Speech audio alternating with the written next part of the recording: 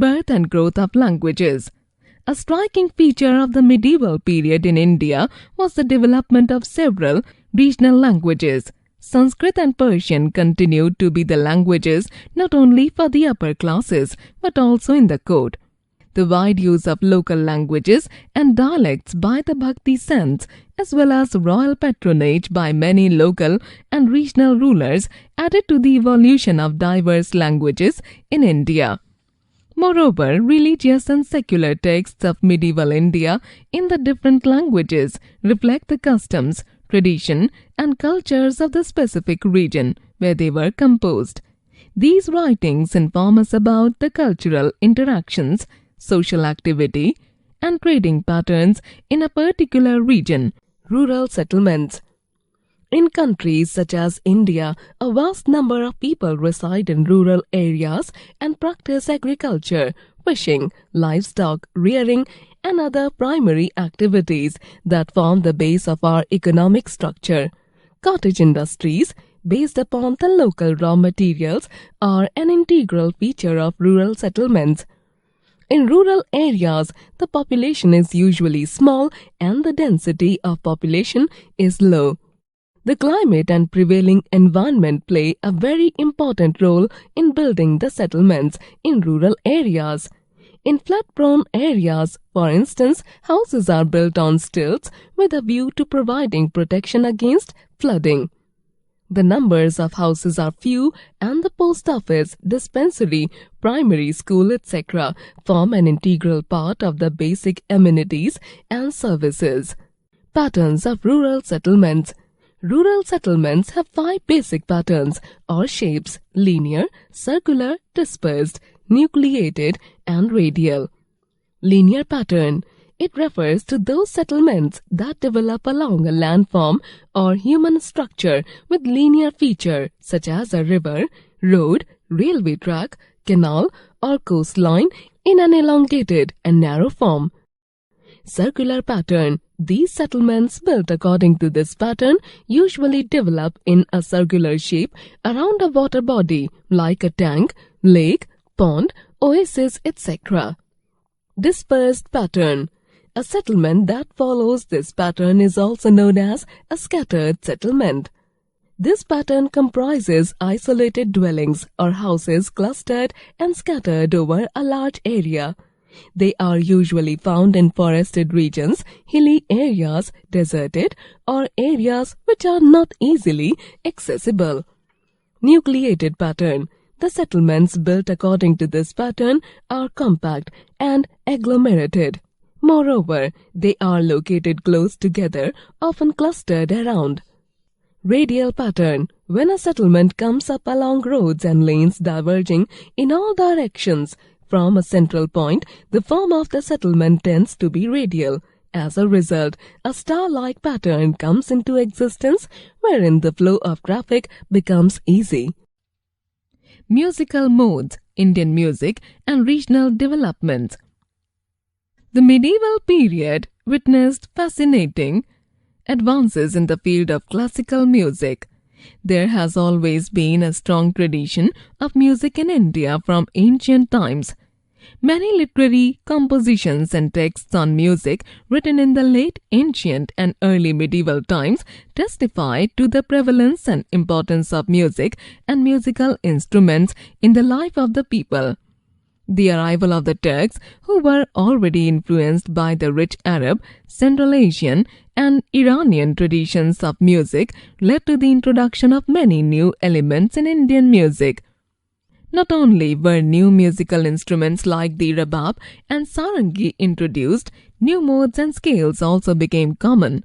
The credit for the introduction of many Perso-Arabic ragas like Ghoda, Aman, and Sanam goes to Amir Khusro. Qawwali as a form of devotional singing was also introduced and developed by him. The Bhakti and Sufi traditions too played a crucial role in the development of music in their own way.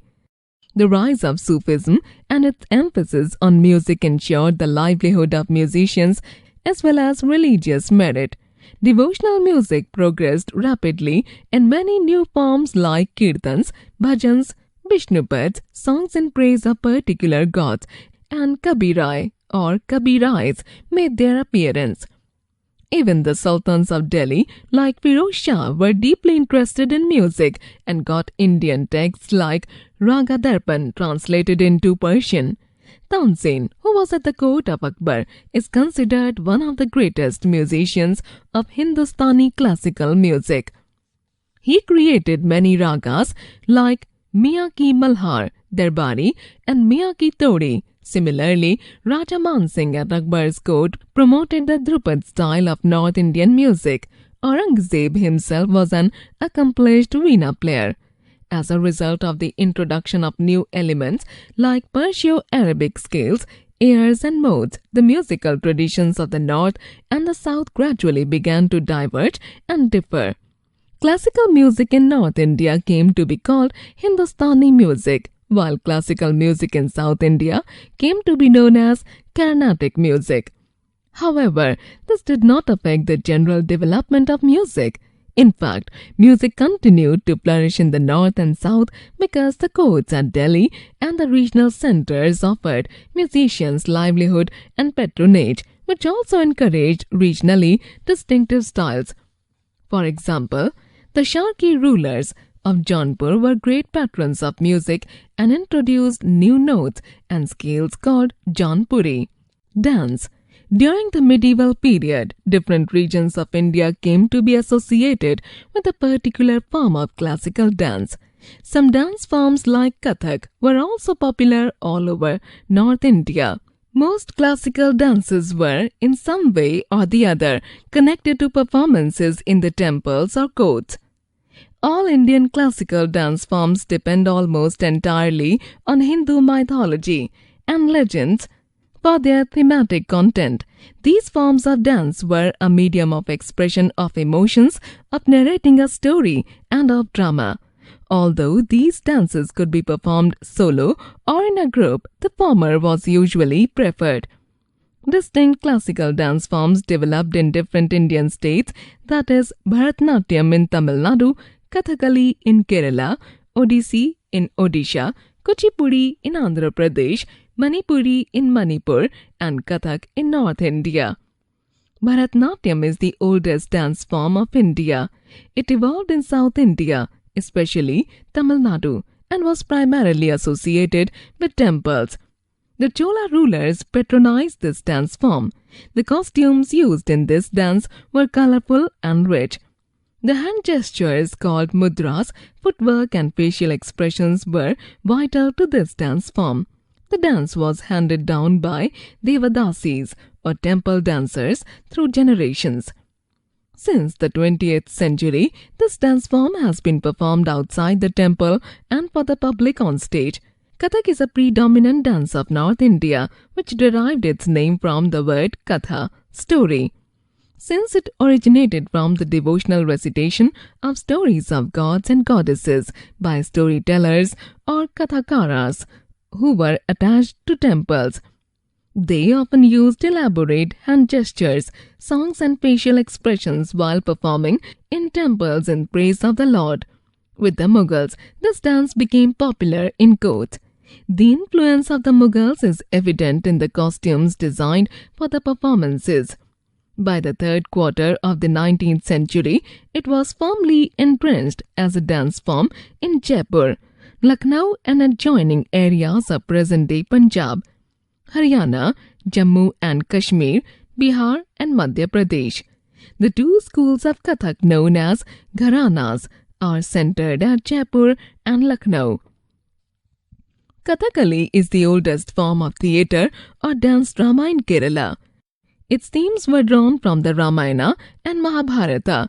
Kathakali meant story play and was an elaborate dance depicting the victory of truth over evil or falsehood.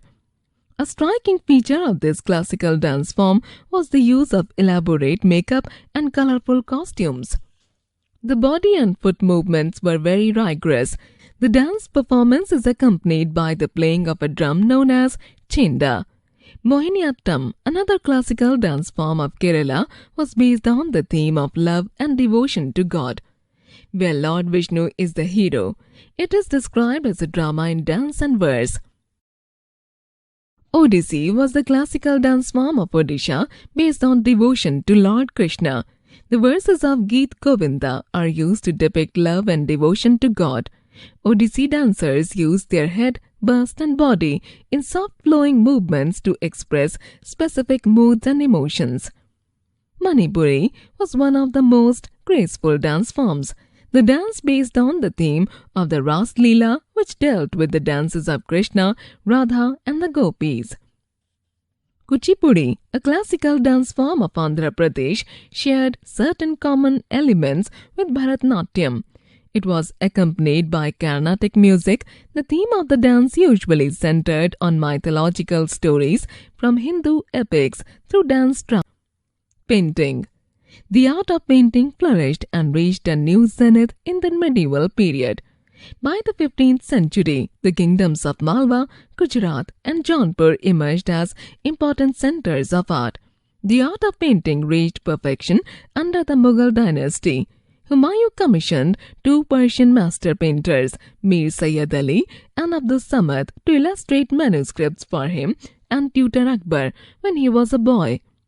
A Tasveer Khana, or a painting studio, was established under these master painters, where painters from different regions and backgrounds worked together. This led to the founding of the Mughal school of painting, a style that was a synthesis of Indian, Central Asian and Persian traditions. Hunting scenes, crossing of a river, seizing a fortress, and scenes from the royal court were common themes. Bright colors such as peacock blue and red were popular. Miniature painting as a distinct form of art was also introduced by the Mughals. Jahangir surpassed his father Akbar as a great patron of painting and a lover of nature. An accomplished painter himself, he funded a vast atelier. A large number of portraits were painted during his reign. Some famous painters of his time were Behzad, Daswant, Balchand, Masavan, Govardhan, Inayat, Kanha, Manohar, Mansur, Nanha and Shankar. The important features of the Mughal style of painting included restricted movement of figures, fineness of lines of drawing and flat depiction of architectural columns. Naturalism and rhythm, along with the concept of showing distant objects in a realistic manner, were also features of Mughal style. The flat effect of the Persian style was replaced with the three-dimensional effect of the Indian style.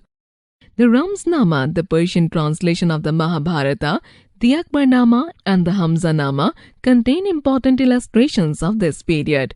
Shah Jahan was also a great patron of paintings and carried forward the traditions of his father. Painters and artists were lavishly rewarded by him. However, Aurangzeb's lack of interest in painting forced painters to seek patronage in other regions of the country, which led to the growth and development of regional styles of painting. Thus, Mughal art styles began to influence the regional courts of Deccan, the Himalayan foothills and Rajputana, even though these courts also managed to retain and develop their own distinct forms of painting. The main centers of the Rajasthan or Rajput style were Mewar, Jodhpur, Bundi, Kota, Bikaner and Kishangarh.